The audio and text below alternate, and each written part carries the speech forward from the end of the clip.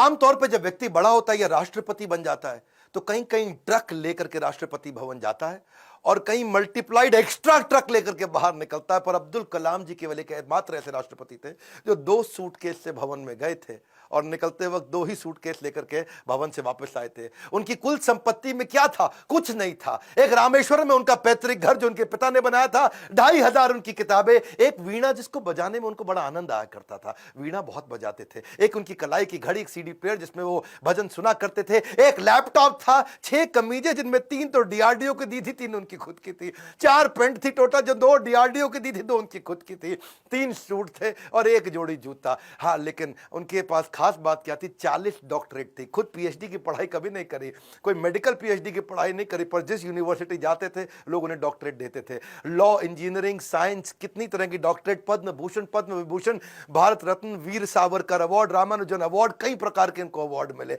उनकी एक खास बात मैं जरूर बताना चाहूंगा, हालांकि वो मुसलमान थे लेकिन वेजिटेरियन थे। उनका बड़ा प्रेम था। एनिमल्स आर एंजल्स विद फर। पक्षी जगत पर्यावरण का सूचक होता है। कलाम जी क्या कहते थे?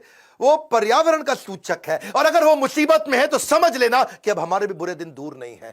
एक बार उनको जो डीआरडीओ की उनकी दीवार हुआ करती थी ना बाउंड्री की, तो उनको बोला गया सिक्योरिटी के लिए कांच वांच लगा दो। बोला बिल्कुल नहीं, ये बर्ड्स के लिए बड़ा हार्मफुल हो सकता है। उन्होंने मना कर दिया। और जिस समय वो प्रेसिडेंट बने थे, बाद में जब वो राष्ट्रपति भवन के अंदर मुगल गार्डन में जब वॉक किया करते थे ना, तो वो एक मोर को देखा जो ना मुंह खोल पा रहा ना बंद कर पा रहा है।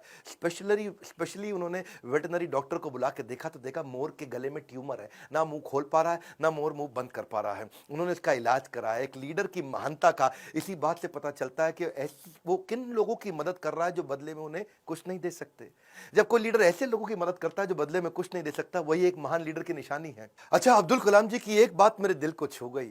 वो परिवारवाद नहीं राष्ट्रवाद में बिलीव किया करते थे। जब वो राष्ट्रपति भवन में थे, See, he's a man of principle and therefore is always respected everywhere. उनके क्योंकि जो भाई थे ना, उनको बहुत प्रेम करते थे, बहुत प्रेम करते थे अपने भाई से, बचपन से ही प्रेम था। और उनके अपने सगे भाई का पोता दिल्ली के अंदर मुनीरका में किराए के कमरे पर रहा करता था। 2006 में जब कलाम ने एक दफा सारे परिवार को इनवाइट किया, क्योंकि उनका कोई परिवार वहां रहता नहीं था, वो राष्ट्रपति भवन में अकेले रहते थे। और जब एक बार उन्होंने सारे परिवार को बुलाया राष्ट्रपति भवन में, तो वो लोग 8 दिन तक रहे। और सारे परिवार, क्योंकि 10 भाई बहन थे ना, तो 52 लोग आए।